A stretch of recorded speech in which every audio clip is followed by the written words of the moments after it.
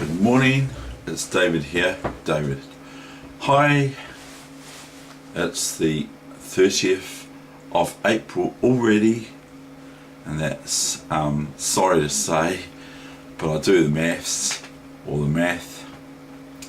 30th of April 2017. Sadly, that's 1/3 of the year already over. Anyway, here's this book again, the one with the mini on front, which has got DQ, which is David the Queen, not really. And here's one of my favourite spots in New Zealand. Well, this is definitely my favourite mountain in New Zealand, Mount Ruapehu. So have a look at that. That is Mount Ruapehu. That's what you'd see if you're flying over New Zealand at Mount Ruapehu's area. That's what you would see. And the deceptively tranquil crater lake which crowns Mount Ruapehu Tongariro National Park. Now that's in the North Island along Desert Road, and it's something to see. And you can go and stay in places in New Zealand where you come out and you look at it in the morning, and it's fascinating. It's absolute. I'm just trying to think where that is now, but I went there and I was just blown away. I wanted to live there and reside there. It brings a tear to my eye. It's just really lovely, and so it's so majestic. It's so encompassing the whole area, and it's amazing. It's just great. Anyway, so now without further ado, so it's 1/3 of the year gone, sadly, but that's okay, because now we're almost encroaching upon, soon it will be my birthday. I'm not going to say when, because then I might get too many flowers and all that stuff, and I don't really get into flowers. But anyway, soon it will be my birthday. It's in the month of May, but I'm not going to say when. And there's one more month till winter in New Zealand, and that's how our seasons go in June. Okay, June is winter. Anyway, here you go. Here we're going to, I haven't worked out what I'm going to show you today yet, but I've got the Golden Treasury book out still, because I quite like what's in that book. It's just amazing. So I will find something, and the time is now 8:51. So pardon me, I've just had a couple of coffees.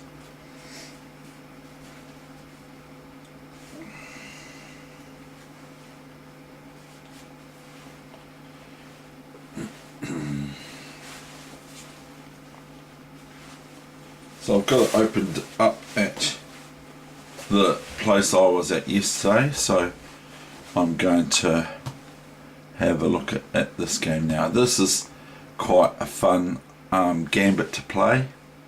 It's the Evans Gambit. Now, what is the Evans Gambit? It's coming up, and this is quite fun to play, and very sharp. It's a very sharp opening.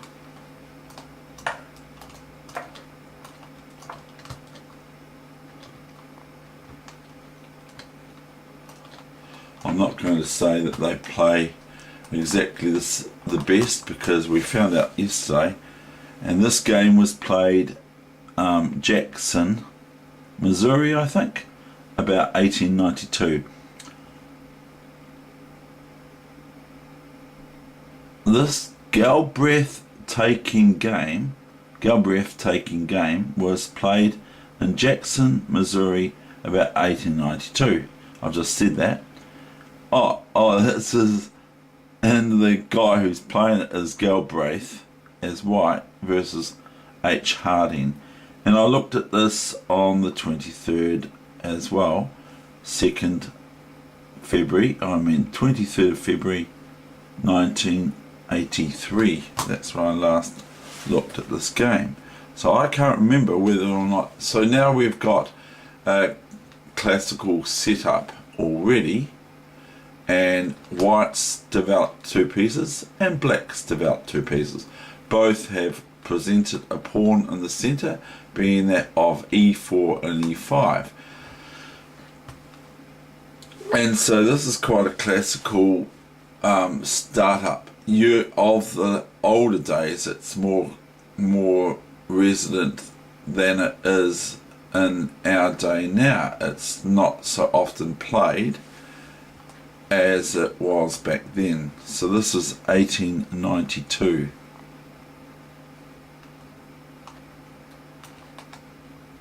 So 125 years ago, if I am correct. Pawn to queen, knight 4. This constitutes the Evans Gambit.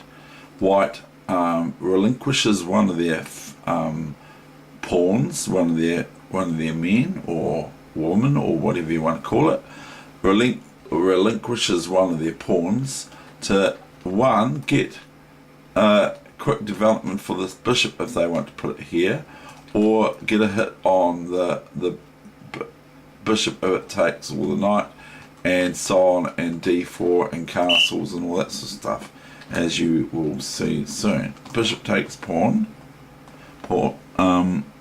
to bishop 3, or c3 as it's now known. Bishop to a5. Castles. Now I have seen d4 being played too, where white just seems to give away another pawn, because black could actually take that like that, or can just take it like that, and this pawn cannot take back because of the bishop checking the king. So I have seen that move. But anyway, white played castles. Bishop to knight 3. Now we'll just consider this for a moment, okay? White's already castled. He's got 1-2 pieces, and it is a he. He's got 1-2 pieces out already. He's got this line for his bishop, or here. He's got this possibility of moving this pawn up to here, and thereby would be attacking this pawn twice. And black, if they defend it, we could show you, and that is the next move. Say for instance white is met with this, white can play this, check, you see. Now I'm just giving you some sort of fairy chess analysis. Now then, this king cannot take here because you see, because of the red line. So I'm not going to explain what that red line means.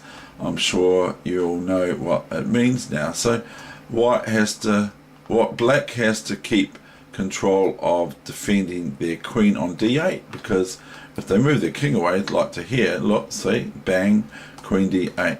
If they move their king here, see, queen d8. So queen takes queen. So that wins reasonably major material for white that black's lost after. And if we had the computer on and we analyze this position after king takes f7, it would say that white is about 9 points, 8 points, 7 points up, 7 points on their Richter scale. So we're not going to do that. So yes, that would be the move for black here. And if white now plays this,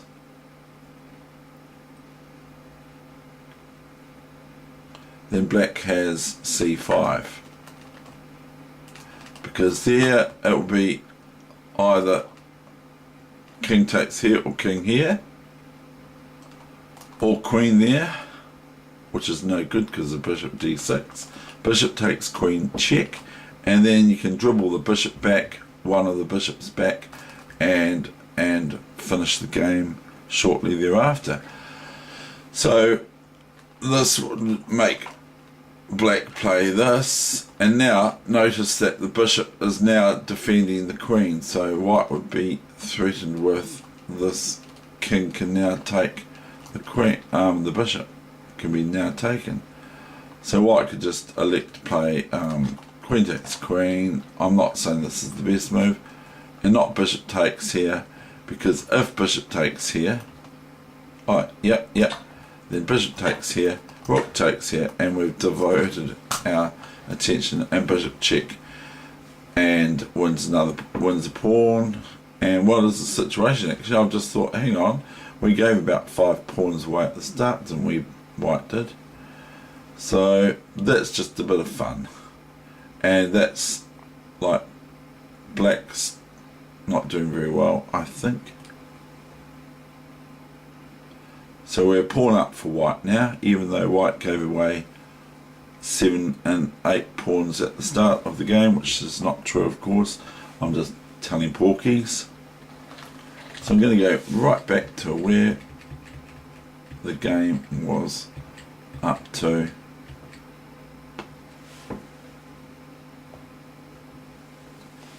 Black has just played bishop b6, okay, and white now plays d4, as was actually the game. Now came queen to bishop 3, which is the main line. Thank you, computer. Now came bishop to king knight 5, or bishop g5, whatever you want to say. Queen to knight 3.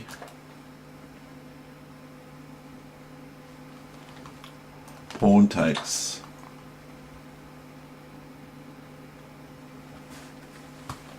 Queen takes.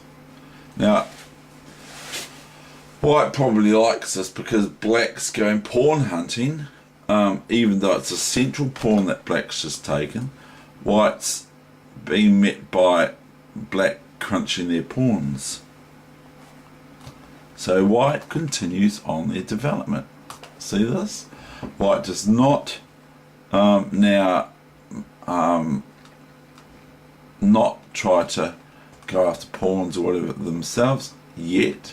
They now completing their development. They still haven't completed it. But black, on the other hand, has to move this pawn or that pawn, but that pawn's going to be a bit difficult because there's munchy stuff in front of it. There's a lot of muesli in front of it, isn't there? Like, this pawn is not going to move in a great hurry because this bishop has to move out the way. So, and then if black wants to get this bishop out here to get it into the game, to develop it, as it's called in chess, then this pawn has to move here or here. Now if it moves here, I've already explained to you that white, not in this position, that white can play en passant in that actual move there. So then black's going to be left with a pawn here or here, let's say, okay, to get this white squared bishop out of black's. And that's going to, if white takes this pawn and takes back, okay, then black's going to be left with this pawn on d6, maybe going to able to go to d5 soon, but black's going to be let to get their bishop out to develop, and then their knight has to go, their knight can't go here, and if it goes here, well, it can be a bit ugly because white can just take this knight on h6, and meanwhile white's ready to just about complete their development by going rook here or something to that effect and queen here, and then that would make d6 impossible because white would just take with check with the rook here, okay? So black's in dire straits, even though they're winning a cup full of pawns. Their development is more important in this case than their pawns that they're capturing. In the end game, it's great to grab pawns, great. In the middle game, or so, it's not bad either. But in the opening, it's very dangerous. Now, I'm not saying that you can't grab pawns and all that and get away with it, because you can get away with it. So anyway, here we've got queen knight to d2, and that defends, sadly for black, the bishop on c4. So the bishop on c4 cannot be captured by black because the knight is now defending it, but also has just developed, made one move with the knight only, not 2 or 3 or 4 like this bishop's done.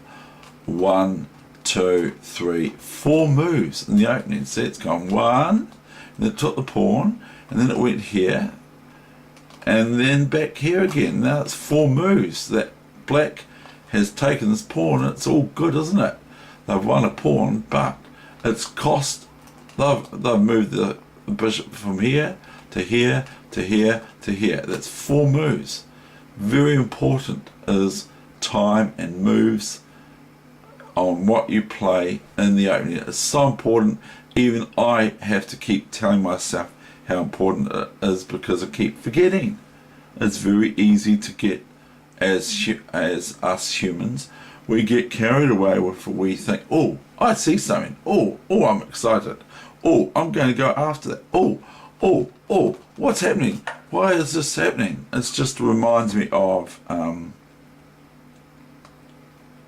now, as I said, it's like, I remember rook e1. Now this makes these moves, or this move, I'll prove it, chomp, okay, check, and then white's got a very nice pawn now. Now where's the king going to go? Where is the king going to go? Where would the king go? The bishop's in the wrong place to go out here. It's already developed on, and it might get biffed around by a pawn or two. This bishop here is, but this is just check. And what I might play for white is maybe if king here, I might be excited by this, I might be excited by this, I'm not even sure. So anyway, we will go back. So now that renders, rook e1 renders those sorts of things like getting black's knight out by pawn takes pawn, new variation, pawn takes pawn, check again, you see, and this is even better.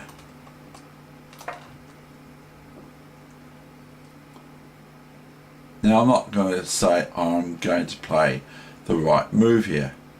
My opponents in New Zealand say I don't. But I'm saying I quite like this for white. Yeah, this is not, this feels like good for white. Now white can play here.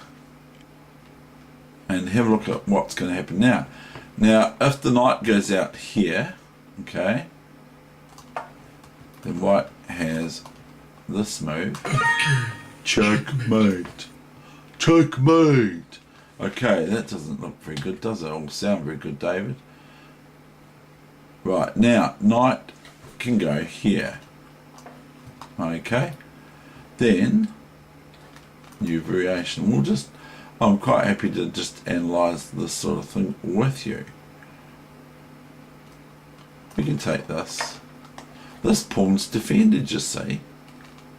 And really the nicest way for black to take this, not the nicest way to be nice to white, but the nicest way to take this for them is queen takes.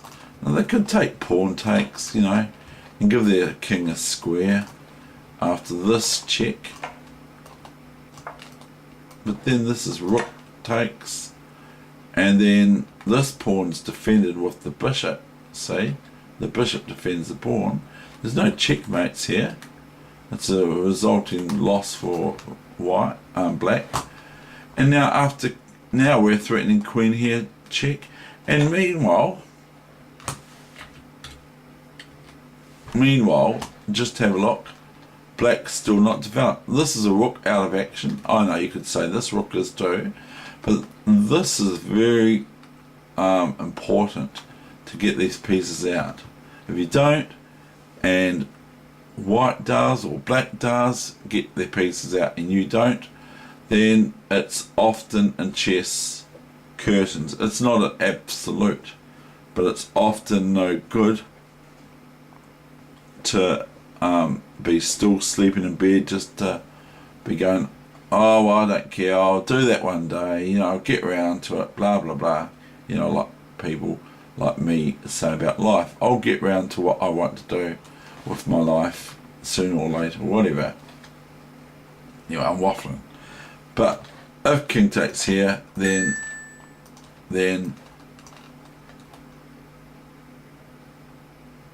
we've got 3, 4, 5 moves here, but we'll go queen. Check. Now what can black do? Only this move, and then this, or this. Depends how you want to play it. But this one, you get this move here. Whereas this one, you get here, queen takes G8, checkmate. Okay. Checkmate, amigo. Checkmate, amigo. Okay, now we're going to back. Okay, once the computer lets me go back.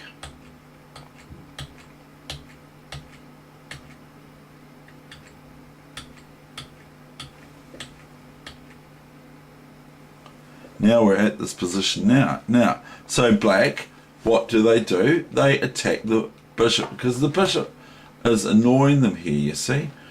And they don't want it shining down on their king's position, which their king's living in here. And this bishop, you know, in real life, this bishop would be really hacking the black king off something rotten. Because the bishop can go even in here. Possibly. But it doesn't. And I can hardly read it because what was it about Specsavers yesterday? Yes, I texted my friend a message about breakfast yesterday morning. I texted my friend a message in Christchurch about breakfast at the casino. And then I had, look, why isn't he answering me back? So I'm in Christchurch and I wanted to go to breakfast yesterday with my great friend Adrian, who I've already shown you his game the other day. You can find that. And I went to text my friend. And there's an ad in New Zealand which is for Specsavers. Now I've said that I have reading glasses, not specs, as they call them specs. I deny. I will not call them specs because they're not specs for me. They're reading glasses. Maybe I shouldn't even say reading glasses because that, when I think of it, sounds quite bad too. But anyway, stop waffling. Anyway, the short end of the story is I had failed to read the letters properly of my contacts in my phone. I text my friend in Wellington, not in Christchurch. So he said, I hope it doesn't, because I was wanting to go for breakfast. My friend in Wellington said, I hope this isn't going to be a serial issue. Where I was saying, oh yeah, this is like the Specsavers ad on TV. And he said he hopes it doesn't become a breakfast muesli cereal issue that keeps cropping up. The double meaning of cereal versus cereal that you eat, and the cereal being a serial killer or a cereal on TV. Anyway, right, now we're going to do the game now, else I'm going to go over my half hour. But I do like talking, especially on the weekend, about my little funny wee stories for the day. Okay, now blacks finally got their night out and they're starting to develop. But white is just about ready to do an onslaught. Now this actually threatens us. So let's say black does some knobbly move. We can just go here. Okay, pawn takes, and this is very, very strong.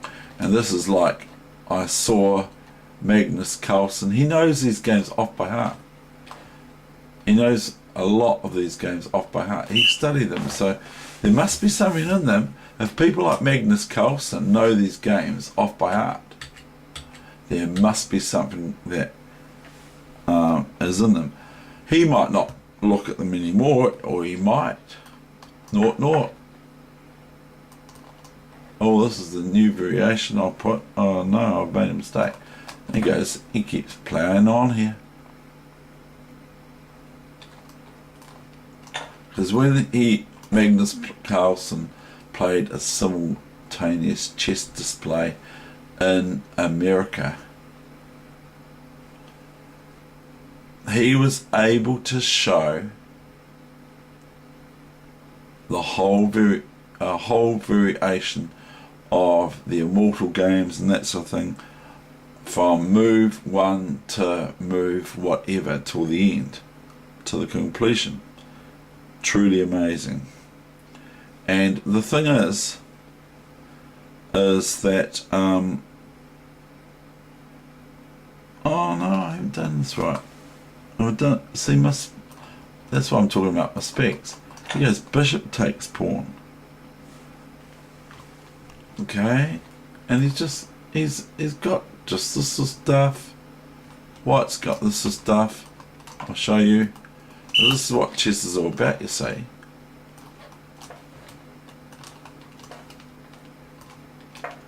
Now white can either go queen takes,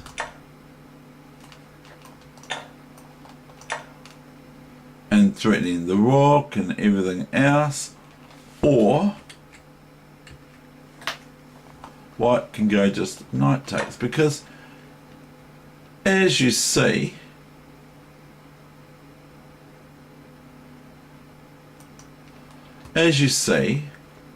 this, if it's taken like this, is like this. Mate. See? Now look, this pawn is pinned. That's the whole lovely, horrible thing in chess.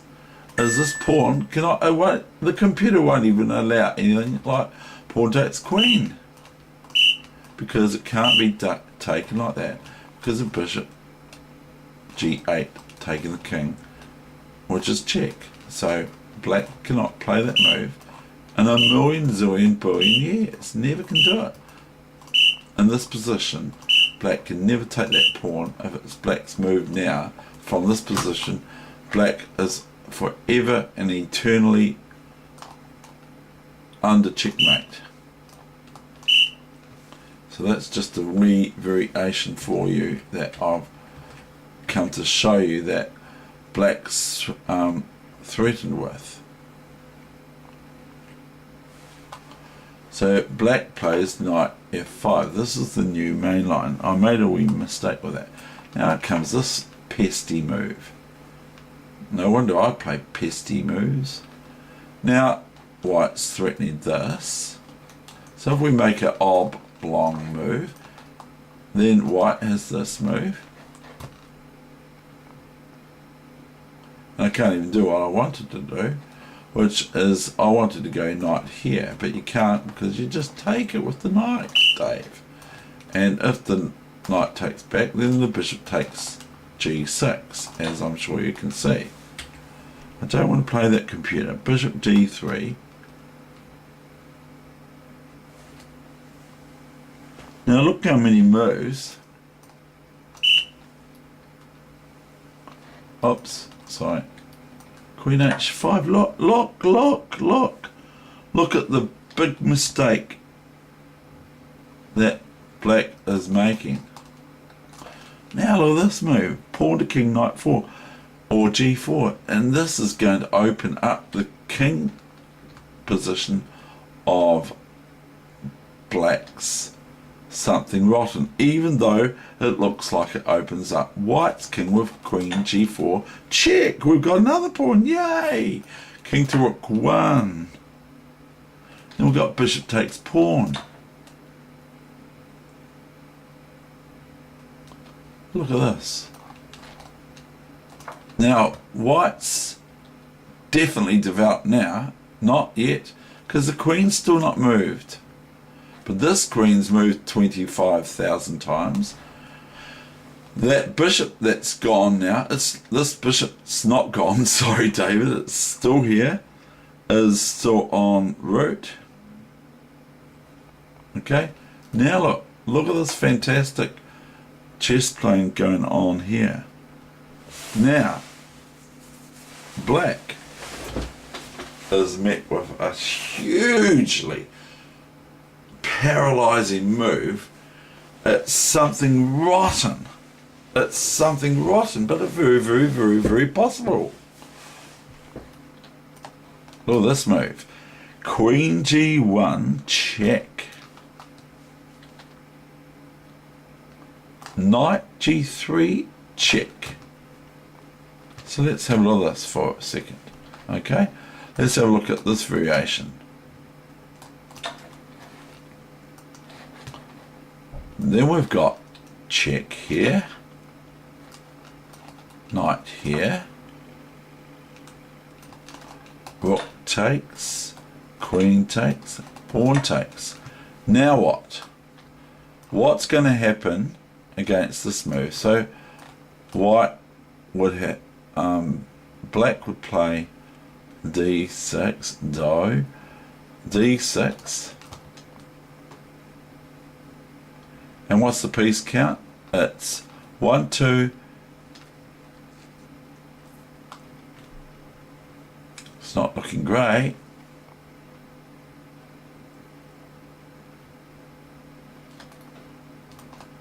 I think white would play here, and if knight takes here, then we can do that, but the best move is knight takes, pawn takes, and please note that this bishop is still not out. Rook takes here. What does black do? And I'm sure the analysis, there might be other analysis here, but really what's black going to do about rook here, and rook takes, and rook h8, checkmate. Can't go king up here, because as soon as this happens it's check, and then rook h6, rook h8, checkmate. So black's in terrible, terrible, terrible, terrible, terrible, terrible mess here.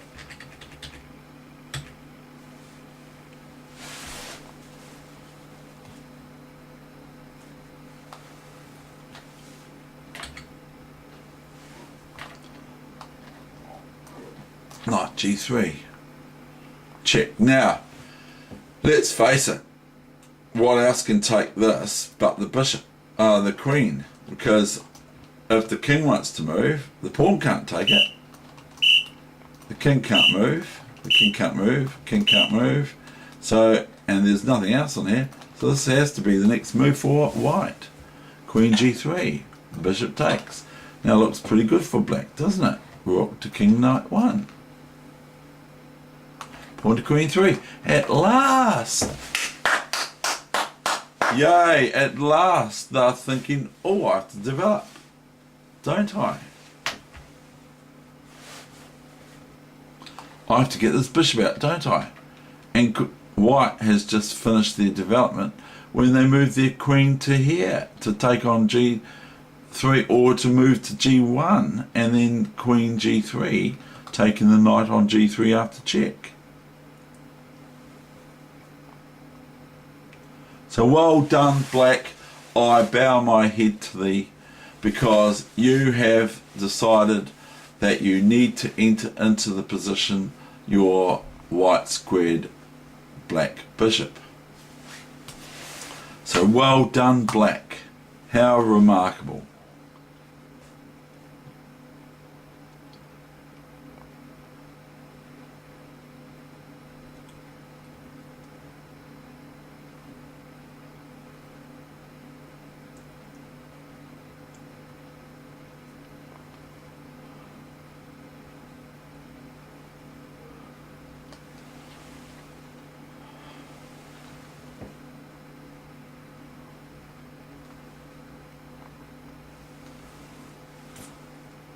Pawn to queen 3, rook takes bishop, check, and if the queen doesn't do anything, it's checkmate.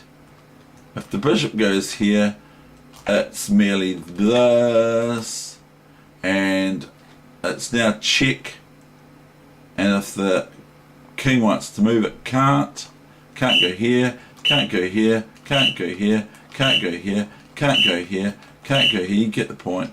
So black can't take this rock, has to take this rock, and this is checkmate. See, so even though white has lost or given up their queen, black's in a very, very difficult position. After rook takes bishop, black plays queen g3. Fair enough, you might say, because now we're entering into the endgame. Surely black's got good chances here. And as I've already shown you, no. In other sub-variations I've shown you. Now white has to take this, can't do anything else, takes this, bishop to bishop 4. Well, this looks like white's going to lose now. Rook to king, rook 4, rook h4, bishop takes bishop. Now I've got friends in Christchurch that absolutely love this golden treasury of book. They love it. They reckon it's the best thing since sliced bread, this book. Because let's face it, this chess is absolutely extraordinary. Now what does black do? If they move their bishop, now let's see the count, okay? Rook, bishop, knight, okay? Let's just be real basic here. If you looked at this position real quickly, without analysing it more than one move, you say, oh yeah, black's winning because they've got the okay, we're going to lose their bishop, because if they move their bishop like to, they can go check. It's a spite check, it's what it's called, a spite check, because if knight takes bishop and rook h8, next move checkmate, regardless of what black plays, almost. Rook h8 would be mate, the next move after for white after knight e4, and then rook h8 follows. And there's nothing. Black cannot open this pawn up because the bishop's in the way, and be able to move their king out to the square because the pawn can't move, and rook h8 will be checkmate next move. So if black goes bishop here, it's rook here, checkmate. Checkmate.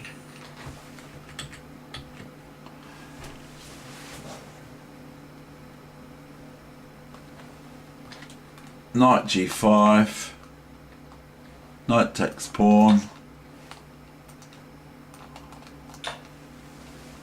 rook h7, look at that, eh? Look at that.